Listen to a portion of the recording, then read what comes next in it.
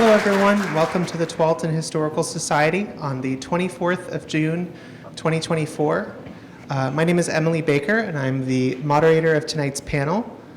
This is the kickoff event for our opening up of the Tualatin Historical Society's oral history project into members talking to members of the LGBTQ community in Tualatin.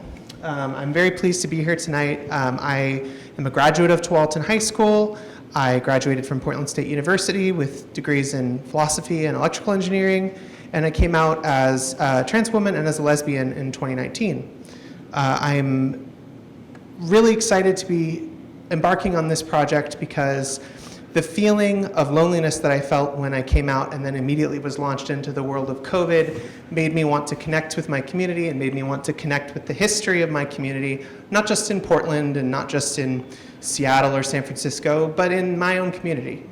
So I'm very excited to embark on this program today. With me here are four esteemed panelists who I'm very lucky to have. To my immediate right, we have Chris Paul, who is a member of the IDEA, Inclusivity, Diversity, Equity, and Access Committee in Tualatin. And I will leave it to the panelists to introduce themselves in a more personal way. But to his right is Susan Keesee, who is a retired former insurance manager who moved to Tualatin with her wife Linda in 2009. And then we have Robin Will, who is a board member of the Oregon Queer Historical Collective, which was founded in 1994 as the Gay and Lesbian Archives of the Pacific Northwest, a project that I actually researched into when I was trying to do some foundational research for this project. So I'm very excited to have him here. And then finally, Pastor Amy Overton-Harris, who is the pastor of Tualatin's Methodist Church. So starting on my right, Chris, can you tell me a little bit about yourself and your relationship with the queer community in Tualatin? So I'm originally from Salt Lake City, Utah. Me and my husband had the opportunity to move up here to Oregon pretty recently, back in the summer of 2022. And so we came and just settled into the community, got to know our neighbors, and last year during the 2023 Tualatin Pride Stride, I became aware of the formation of the IDEA committee, which was devoted to giving a voice to those in the community who were a little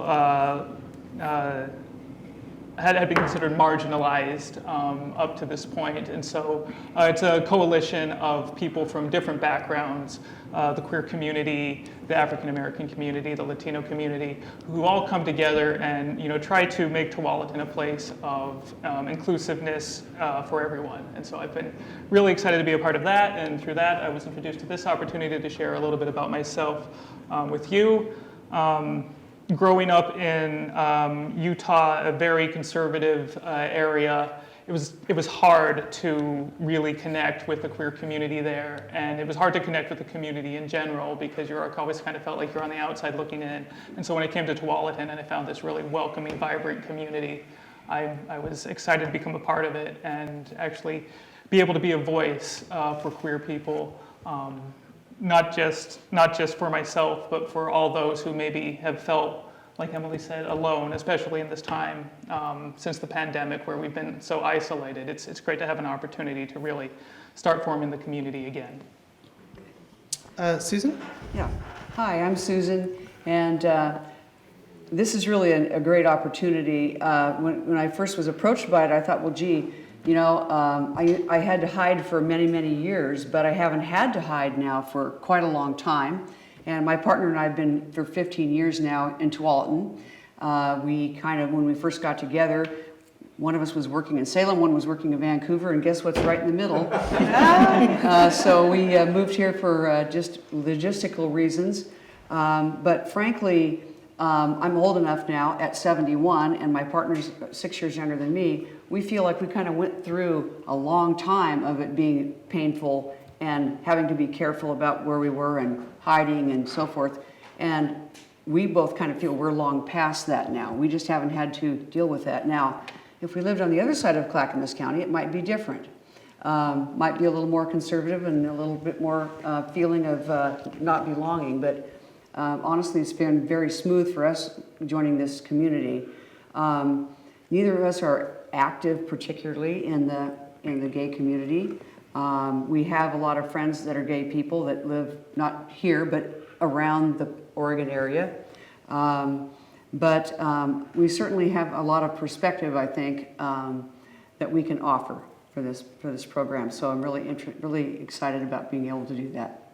I'll have to remember to follow up on that with you in a bit about that distinction between being active in the gay community versus being active in your community with people who are who happen to be gay. But Robin, can I learn a little bit about you? Okay. Yeah, Robin Will is the name. I'm 76 this year. I came out fairly late, but got through the early part of my life, the early part after coming out, just thinking that everybody who needed to know I was gay already knew, and for the rest of them, it was nobody's damn business. And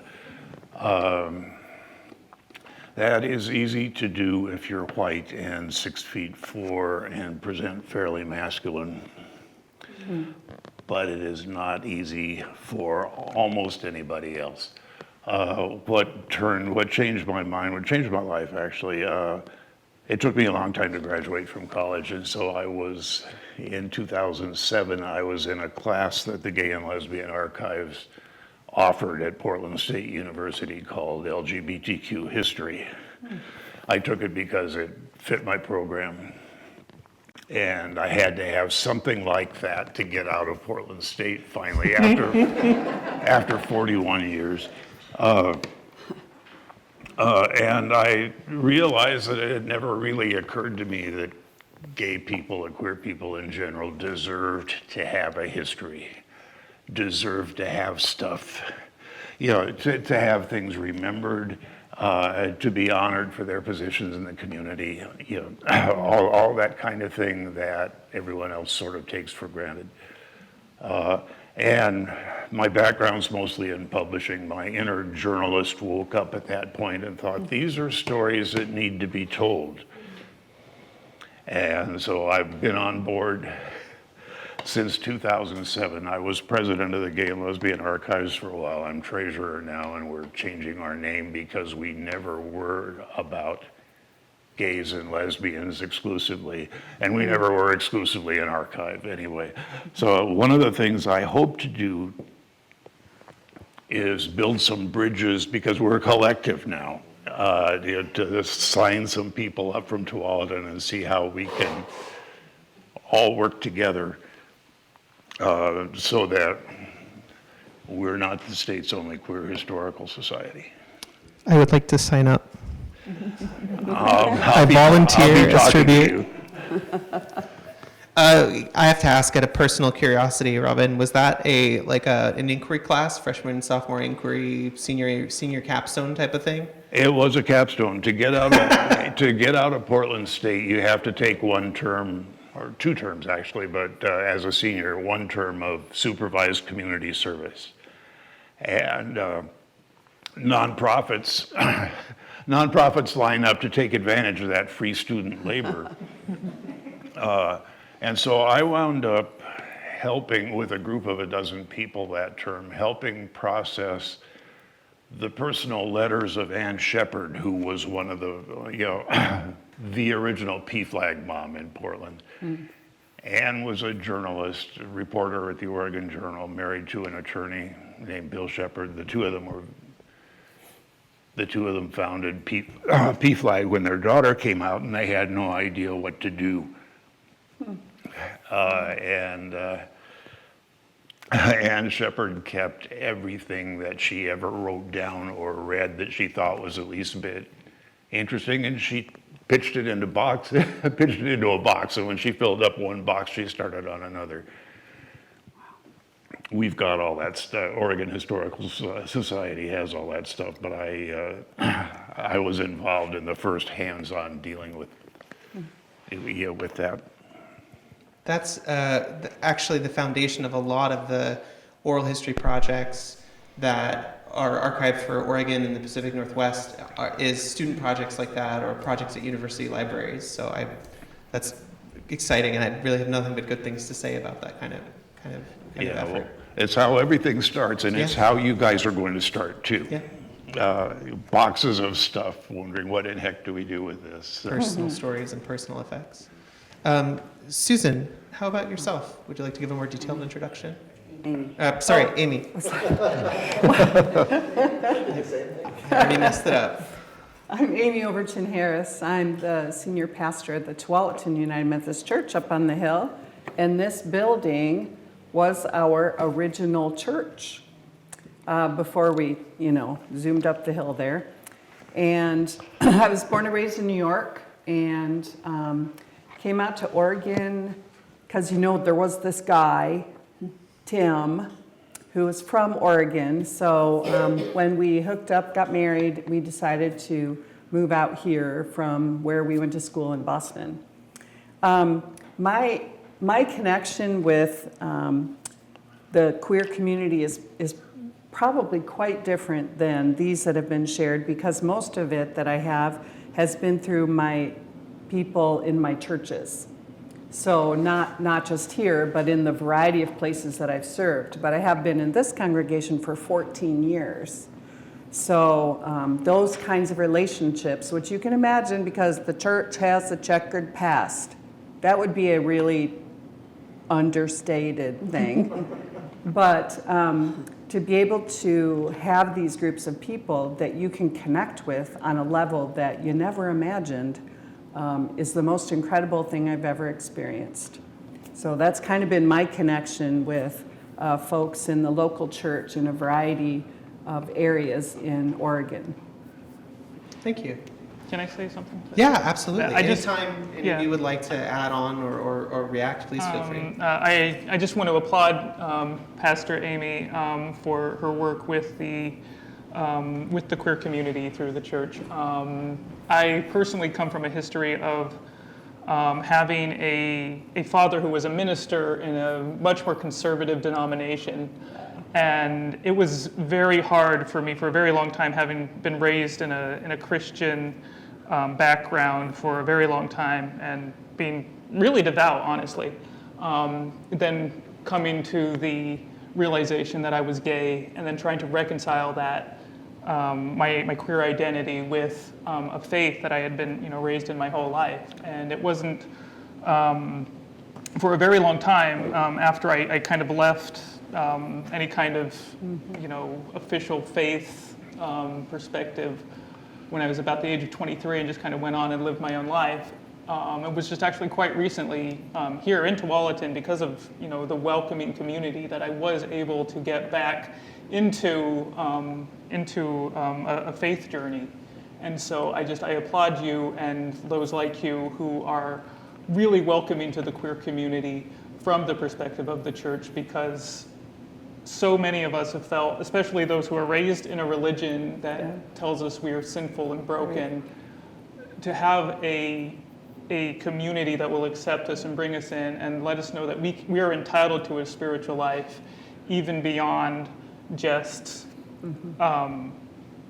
even though we are different, and we don't have to try and change some fundamental identity of ourselves to come to God, and that he can love us just as we are. And so I applaud people like you who do that kind of work with the queer community through the church.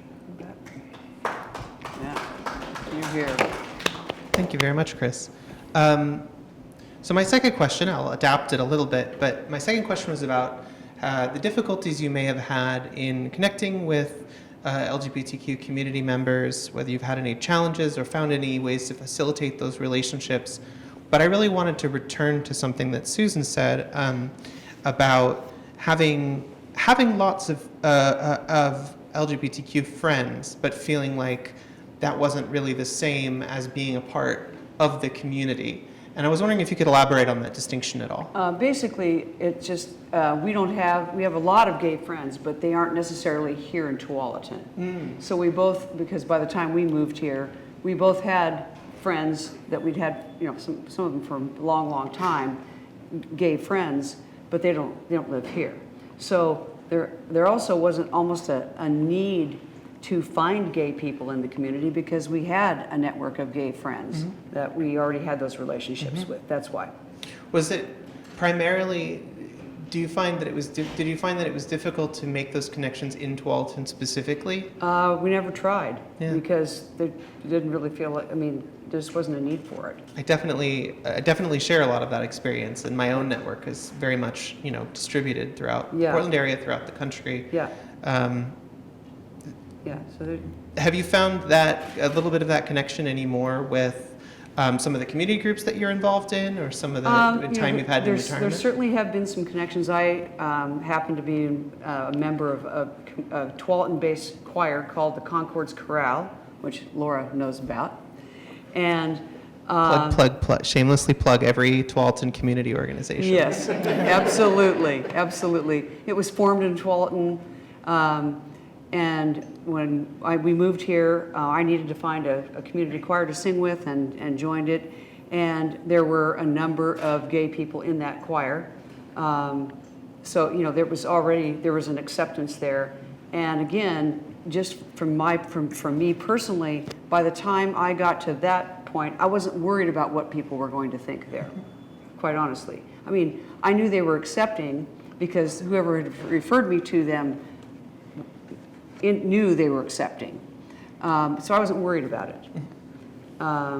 But that's also kind of where I am in my life now. And it's very different than it was at the beginning of my life, up until I was about 27 or 28 years old. And even beyond that, even though I was out, that doesn't mean I had stopped hiding from certain places and certain people. Yeah. Now, I don't find the need to hide anymore. When would you say, in terms of the not being afraid to be open with people you don't know who are in your circle, when would you say that is there a point that you can pinpoint as to being the biggest period of change, or the moment when you realized you just didn't have to care anymore? Yes, I was probably 40 years old and had taken on a new job, which ended up to be a company that I stayed with for 18 years until I retired. I decided when I was going to have to get this new job that I was not going to say I lived with a roommate. I was going to say I lived with my partner. And I was at that point where I was saying, if they can't deal with me in an interview saying I live with my partner, then I don't want to work there. And it turned out to be just fine, and they were accepting. But that for me was a turning point, because up until that point, I would say I lived with a roommate, and then if things were okay in that job and I was safe, then I would tell the truth. So yes, there was a point where I just said, if you don't like me who I am, then you don't get me. Why? Oh, sorry. I would really like to pose the same question. I have a slightly different question for Pastor Amy, but I'd really like to pose the same question to Chris and Robin about the way in which you were able to connect with the community near you, and whether you ran into any challenges with that. Fortunately, in our congregation, it's never really been an issue. The congregation itself loves to be a safe place for any and all people who want to come there. Whether you come for, you're there 10 minutes, fine. If you're there, for a worship service, great. If you end up going your own way in a different way, that's great too. And our congregation is very, very supportive of that. I know a lot of congregations have affinity groups or weekly meetings. Is there anything like that for LGBTQ members in the? There are some folks in our congregation, LGBTQ, who just don't see themselves kind of doing that. Partly because a lot of them are doing so many varied things in the community. So at some point that might be possible, but we'd probably need more people to be able to make a kind of bonded group. you always need someone to drive every new initiative as, Yeah, as a right. coordinator. That too. Right. Robin, Chris? As far as, getting to know and be involved in the queer community, of course, I come from, a different area, but when I was living in Utah, the big point in my life came when they talk about coming out is not just a one and done process. You can't just say, hey, I'm gay, and then everybody in the world just knows. You come out first to yourself, and then to your family, and then to your friends, and sometimes in different order. Sometimes, I think a lot of my friends knew that I was gay before I was, willing to have those discussions with my family. And so the point where I really felt like I could be myself and be clear and open was when I turned 23 and finally had established some financial independence out on my own and was in my own home. And then I decided to, just be myself, be who I was, and walked away from, as I previously mentioned, the church community that I was highly involved with, because I just was no longer able to be authentic there. And so went out on my own, went to downtown Salt Lake City because of a job, and got involved in that more urban area, which was a little more diverse. Got involved in the gay community there. And the point where you really know that you can be okay is when, or when I knew that was when I told my family, because I'd come out at 16, but I had been trying to fix myself for about 6 years since then, and finally I said, this is who I am, this is who I'm going to be, you guys can deal with it, and let's just get along. So that was for me when I really felt part of the queer community, when I was actually able to be out and open and living downtown and got to participate in the Pride events, and that was really meaningful for me, because I finally was able to just stop hiding. Robin? I've been out here for 4 years. I'm a native Oregonian, born in Hillsboro. My dad was born in Forest Grove. His dad was born in Corvallis. I grew up in Portland, and I moved to Wilsonville because I found a condo I could afford, in terms of downsizing. Most of my,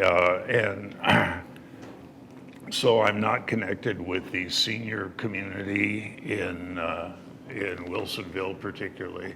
I'm not quite ready for that yet. And I'm not connected with the queer community in Wilsonville either. I commute to Portland. The other thing I do, which has absolutely no bearing on anything, is that I'm still active in the old car hobby, where if anyone is concerned that I'm gay, I'm not hearing about it. And I do a website and a newsletter for a couple of car clubs, and that fills all my time. So really, I'm not connected with the queer community locally at all. Yeah, I've definitely found that it's more difficult when you're trying to establish those connections where you live, rather than in a sort of distributed way, friends of friends, and that kind of commonality. Yeah. So I'd like to move the topic a little bit to the question of history and the role of history in this kind of project. And if you don't mind if I start with you again, Robin, I'd really like to sort of investigate what the role of history is in the formation of communities and how we conceptualize it. And in particular, how the history of the queer community plays a role in our idea of community and our idea of history in general, since you seem like the most expert member of the panel. Well, I'm old enough to remember when there was no queer community at all outside of the gay bars, which means that you had to be male, you had to be affluent enough to spend time in bars, and everything else was done. Everything else was done on the down low with various with the sort of gaydar that we had to develop, or get beaten up occasionally. If you came, if you mentioned the wrong thing to the wrong guy, there was a certain amount of danger there. And things started to change in the 1960s when we realized that we were a community.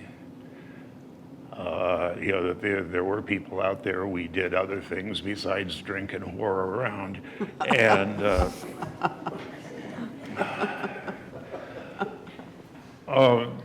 but think about that self-image. If you're stuck thinking you're the only one in the neighborhood and your only outlet is a sleazy bar downtown,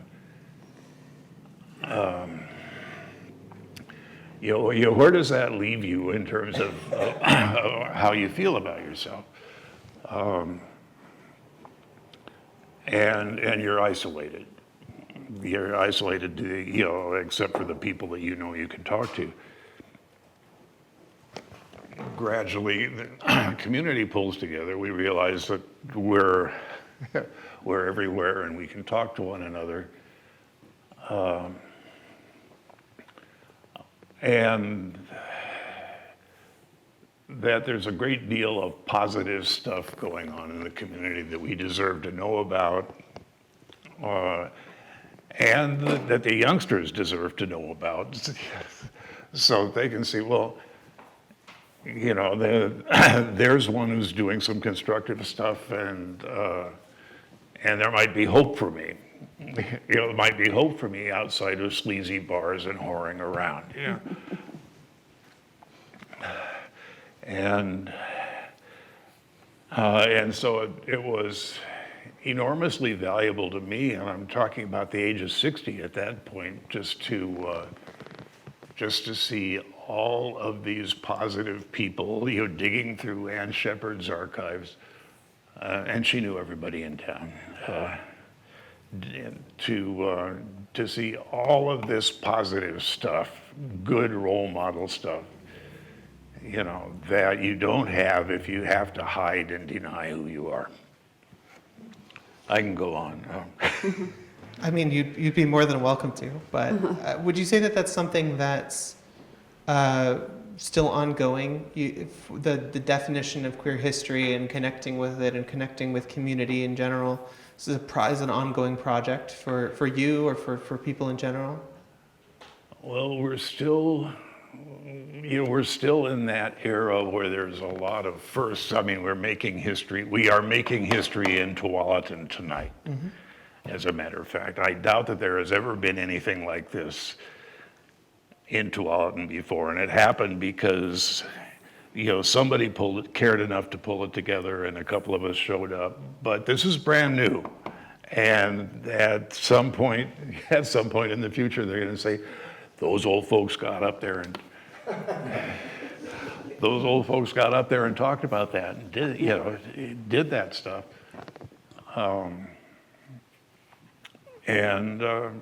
Because acceptance of queer kids, the entire rainbow of community as it's developing, and it's developing in real interesting ways. But there are still kids. There are gay-straight alliances at clubs at various high schools. I've spoken to some of them. But there are still kids in the closet. There are still kids getting beaten up after school. And you don't have to go very far. You don't have to go very far in Clackamas County to find a really oppressive atmosphere. So talking about coming out, and how you do it over and over, and I'm still doing it. And at my age, the process is unwinding at different speeds in different locations. Yeah. I graduated from Tualatin High School in 2007, and there were gay-straight alliances at Tualatin High School when I graduated, but they had all been founded within the last few years of me graduating. So it is very, very much a constant flux. Real recent, I recall being totally amazed. I got an invitation to pull a display together and take it out to some sort of event, and I was kind of absent-minded about it. Didn't realize until I got there that it was a middle school in Hillsborough. Mm-hmm. And I thought, God, I'm going to get sent to the principal's office here. But the kids were so cool. They had like 7th, 8th, 9th graders. Helped me unload my car and set the display up and all that. And I thought, never thought I would see this. Just absolutely never. Mm-hmm. Well, I was going to say, I think when you're talking about the young people, I realize that one of the things that I have run into in my own family is, I think, one of the reasons I think that this history and documenting this history is so important is that I found even in my own family, I had young people that didn't understand what I had been through, what we had been through in past years. And because they're living now, and we are much more, and the good news is, we're much more accepted now. But I was talking with one of them, or two of them, I think, at the same time, about what it had been like for me when I was younger. And I told them about the fact that I knew by the time I was 11 years old, I knew. But I also knew I needed to be normal. And they just couldn't even, they were shocked by that concept. And I said, but I knew I needed to be normal, so I kept trying. Until I was in my late 20s, I kept trying to be normal. And one of the things also that we talked about, I said, this went on, and when I was in my 40s, I don't know if some of you have been in Oregon a long time, there was a point where we had some legislative measures that got passed in Oregon that had to do with, specifically with some protections for gay rights. Mm-hmm. And when that was coming up for an election, there was a big meeting downtown gathering as many people in the LBTG, however we got LBTG, how many letters do we have now? Anyway, there was opinions differ. Yeah, there you go. And they you can say alphabet mafia. Keep adding to it, yeah. But anyway, there was a gathering for gay people to support these measures, these battleground or these legislative measures. And my partner and I were walking in downtown Portland, all dressed up, going to the Hilton Hotel, and there were people standing along the sidewalk spitting on us. And and I was telling this to my nephews, and they're like, no, that didn't really happen to you. They spit on you?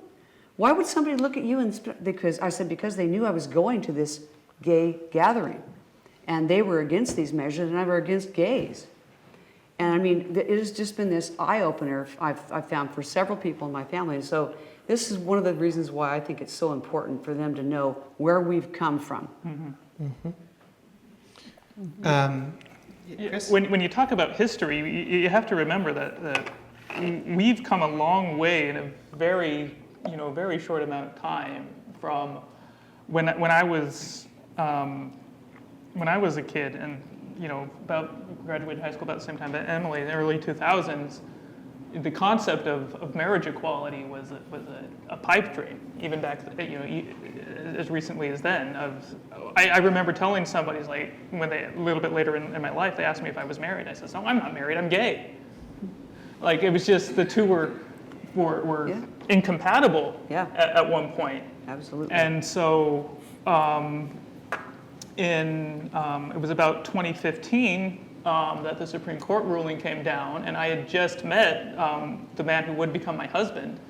And I remember when that moment happened, and I called him in tears, and we just met up, and we just and we were newly dating, but it was just such a momentous time for us to be able to embrace the person you love and just know that like it's possible that if we wanted to make this commitment that we could. Good. And I think it's really important to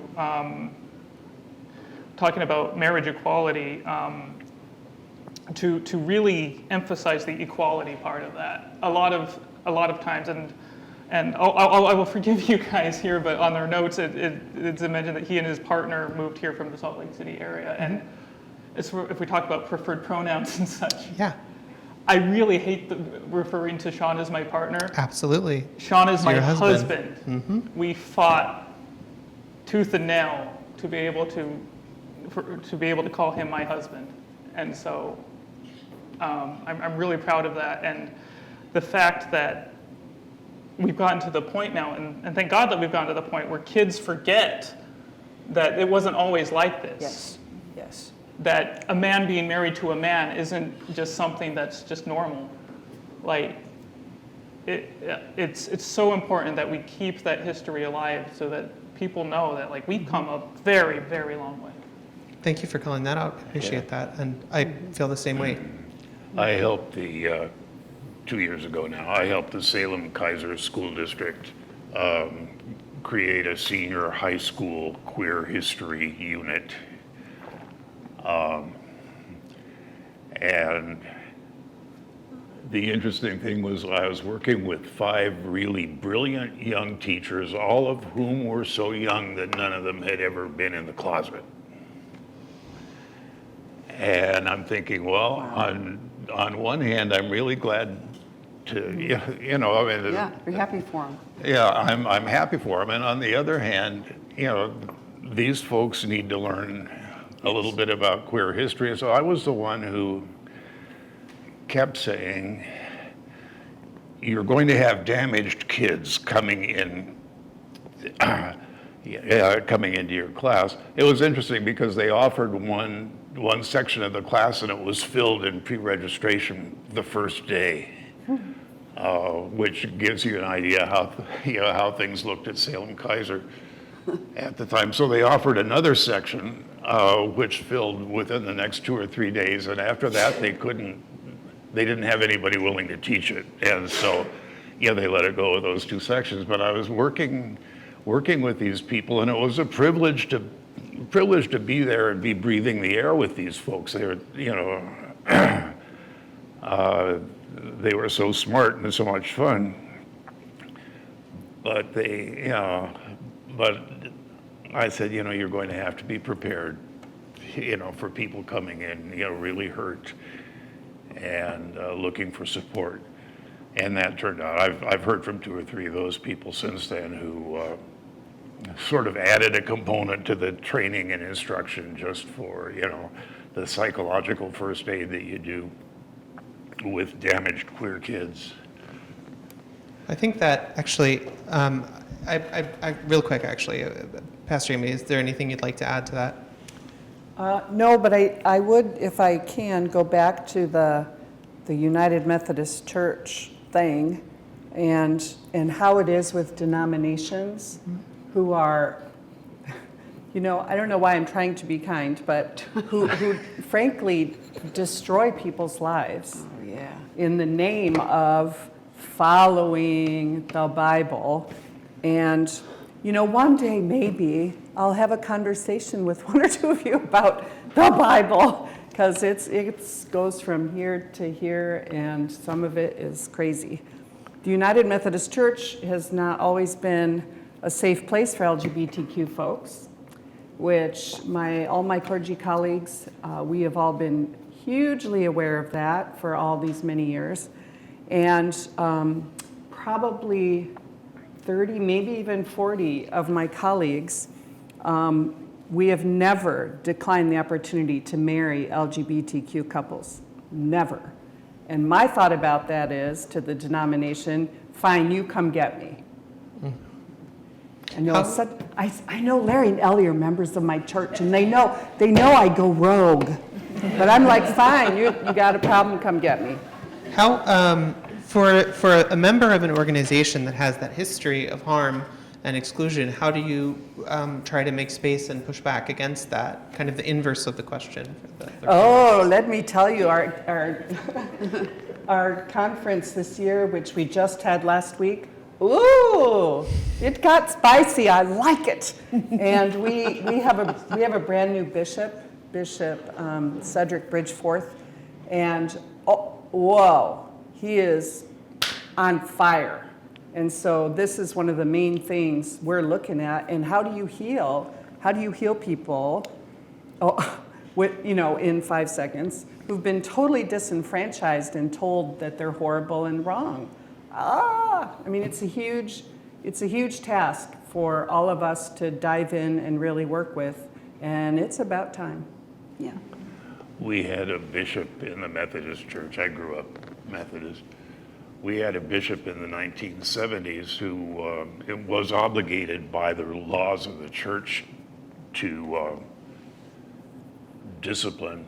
See, Oregon has been a liberal place for a long time. Most of the trouble, organizational trouble in the Methodist Church has come from the South, Deep South. Does that surprise anybody? South and Midwest, yeah. He was required to discipline people who are out of line on the gay issues. And so he would suspend them from the ministry for like between midnight and 12:30 on a Monday as their official punishment.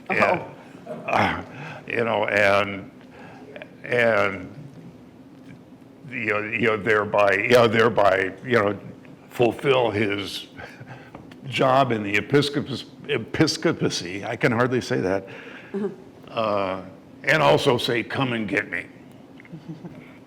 Well, bishops rotate out, retired. We haven't always been that fortunate in the years since then, but that's how it was going on in the 70s, because I was a student for the ministry in the 1970s,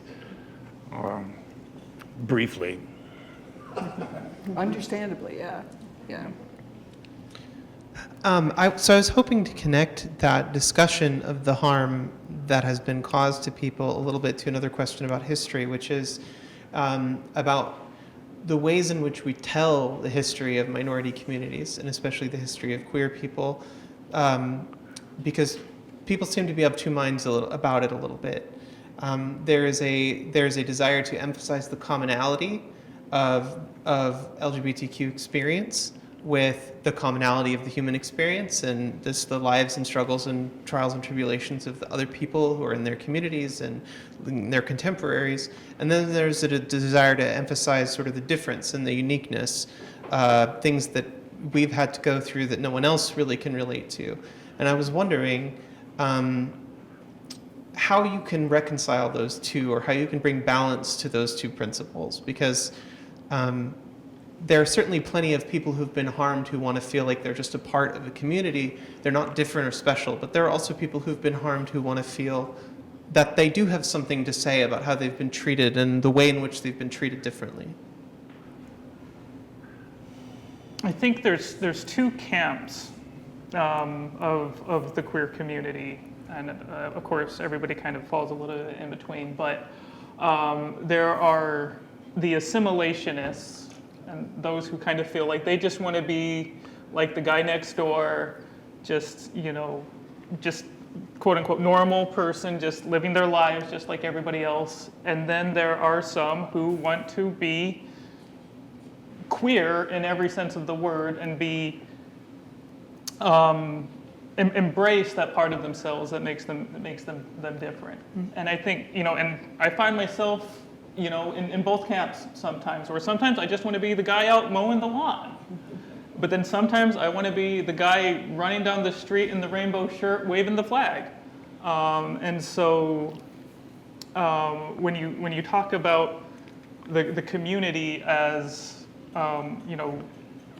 normal versus unique, I think there's a little bit of both, and I think that we can really embrace both of those, because we are different. That's the whole meaning of the word queer is, unusual, something that is not what is expected.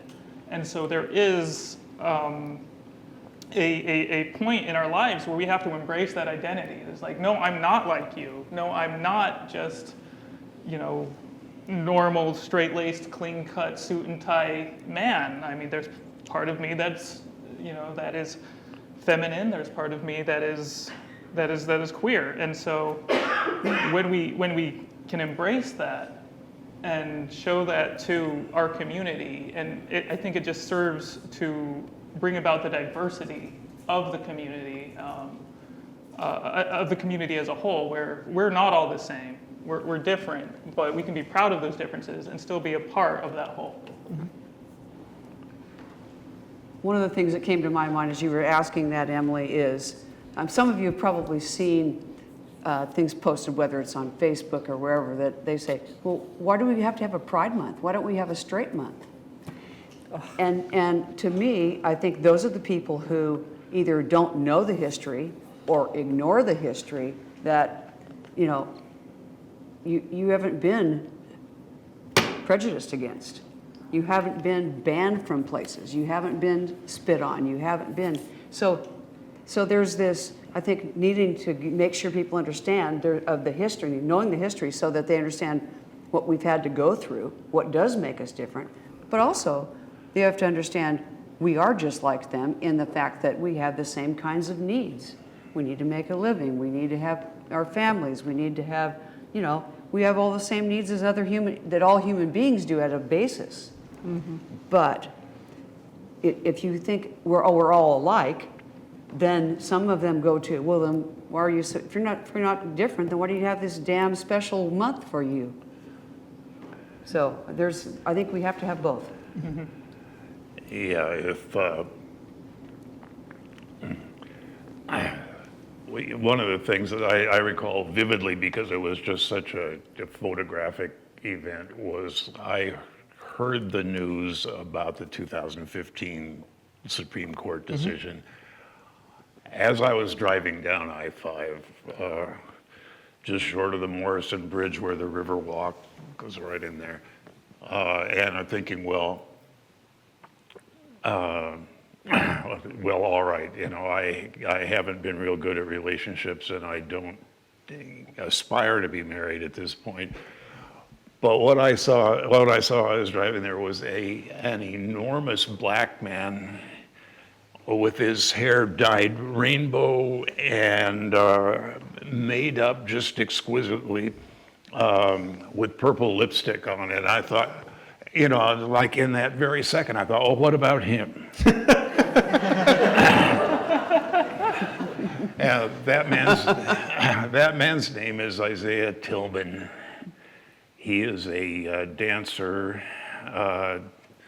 He and his husband run a burlesque, a boylesque program, and he teaches dance to kids. He's almost 7 feet tall. He's never going to fit in anywhere.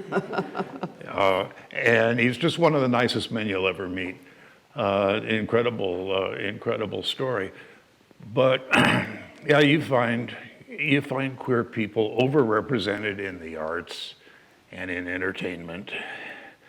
And as a matter of fact, we always have, and so the people who, the people in my generation who say they can't stand homosexuals, but they just love Liberace.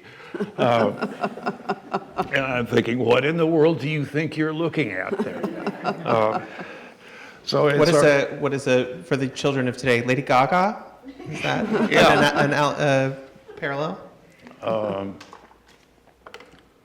So it's our job to be out and have fun and support each other, and especially to have fun, because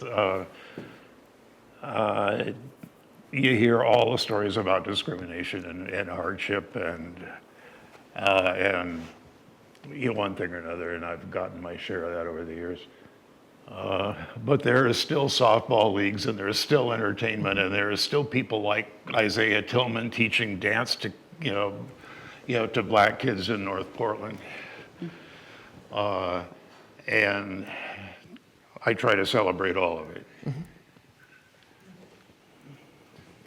Amy? That was so awesome. That's Oh fair. my gosh, I'm like, I wouldn't either. I have to say, like, I think it's important to have, queer figures, like Isaiah Tillman, the 7 feet tall rainbow hair people, because as a little closeted kid growing up, thinking you're alone, it's seeing people like that let you know that there's others out there like you, that you're not the only one, that there is a community out there.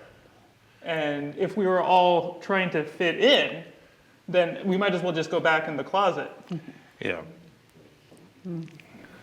So I really hate to do this, but I promised myself that I would open things up to the floor a little bit. If there's anyone who has, but I consider this a teaser for the hopeful eventual interviews I get to do with some of these people. But if there's anyone who has a question about the program, for myself, for one of the panelists, or a comment or concern that we can address now, I would very much like to hear it. Yes, Kathy. You have to repeat it, or you have to give it the microphone? I know. Okay. Oh, yeah. Here, go for it. I am a teacher, and I just want to say that I am so grateful to the school districts that are fighting to not ban books, because representation of all sorts, particularly LGBTQ, is the reason that students feel that they belong and that they read and they see that others are like them and that they are not alone. And I am grateful to the school districts that are fighting hard and are telling the teachers and their students, we trust you to read all kinds of books. So that their students do not feel alone. And I am grateful that you're doing this, because the history is not far behind. Amen. Thank you very much. Deb? Oh, no, I think we're going to pass you over.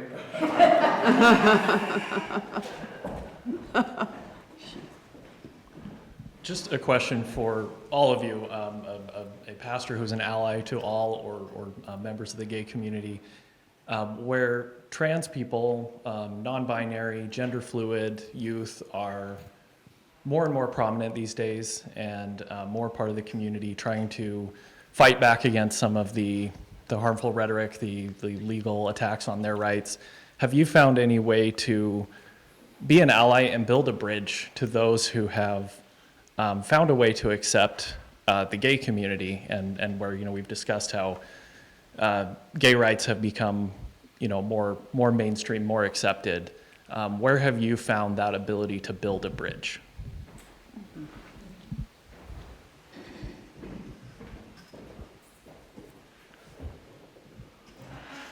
Well, first of all, I'm a historian and I'm nosy.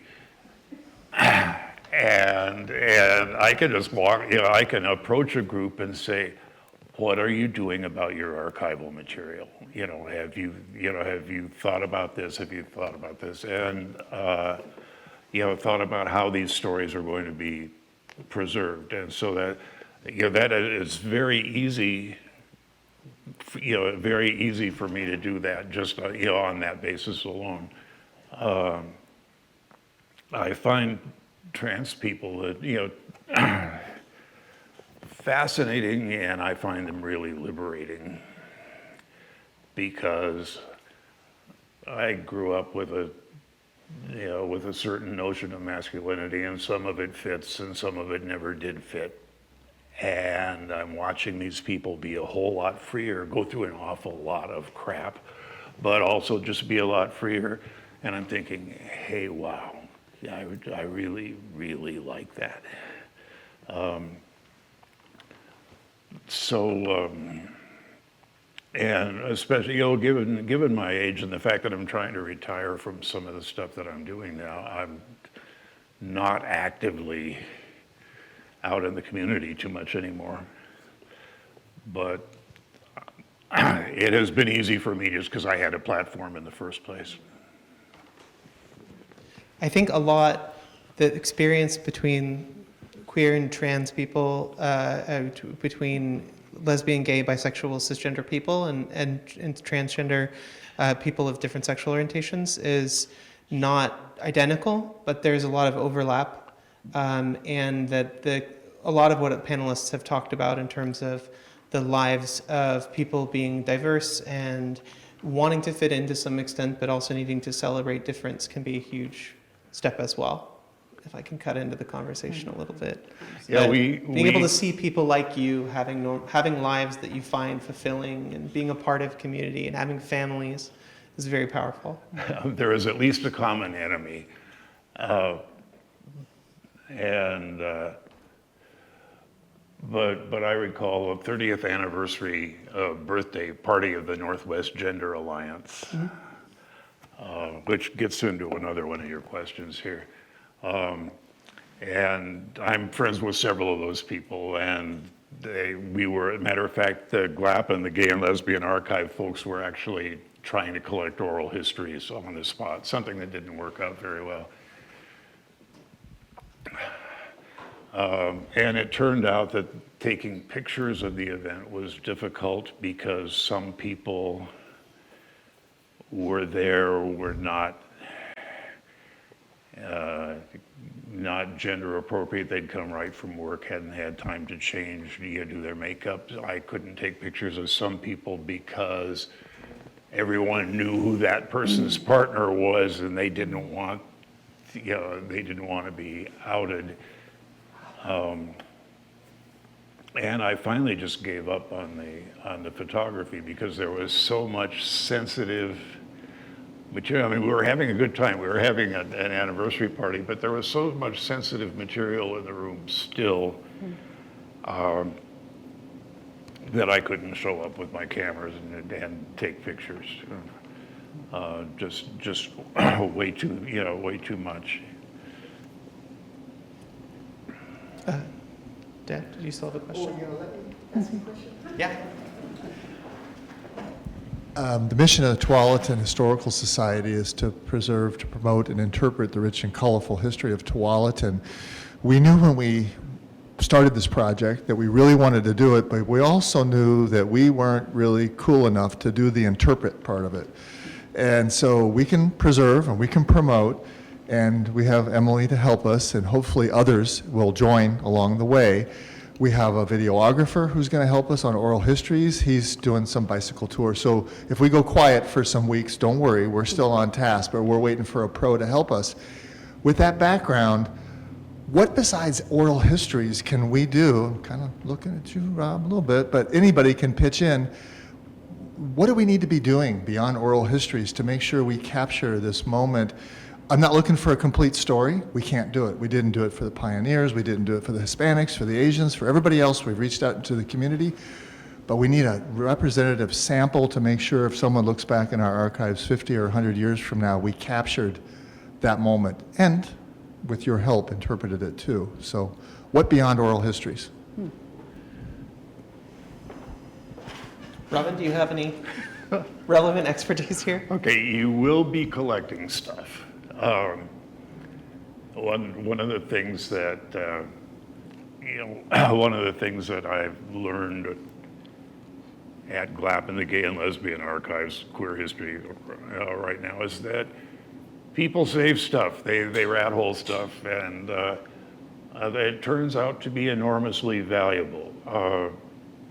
So if somebody and it usually comes to you urgently because somebody's retiring, they're downsizing, they're cleaning out their garage, they've got this box of stuff and it has to go right away. And this stuff winds up in an archive. Our stuff winds up at Oregon Historical Society. But it's like keeping the receipts. Somebody will say, there was absolutely nothing going on in Tualatin in the 1980s that involved queer people, and you're going to find somebody who has a mimeograph program of something that happened at the Methodist church, probably, because they're the subversive ones. But who have, you know, have this program, and it has names on it. It has people's names on it, you know, people that you can probably look up. Like, you know, and so you will not, yeah, I guarantee that there's somebody maybe even in this room who has a box of stuff and is trying to figure out what to do with it.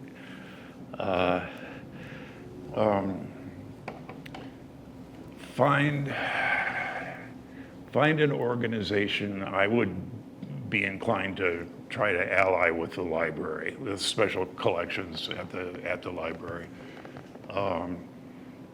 to save this stuff for you, for research, and then share it. You know, anywhere you can find a bulletin board, you know, during Pride Month or any other time. Just start calling attention to the fact that you're out there and you've got this stuff. It's not, it is not going to be worth much if it stays in the box. Right. Thank you so much. And since we're at 8 p.m. now, thank you to all of the panelists. It's been wonderful to just listen to you and get to have a conversation, and hopefully it can continue. And thank you so much for attending. And I'd like to say a special thank you to my dad, Ross Baker, who's been an invaluable ally and a dynamo keeping this event on track. It means a lot to me. So thanks, everyone. I hope you have a wonderful week.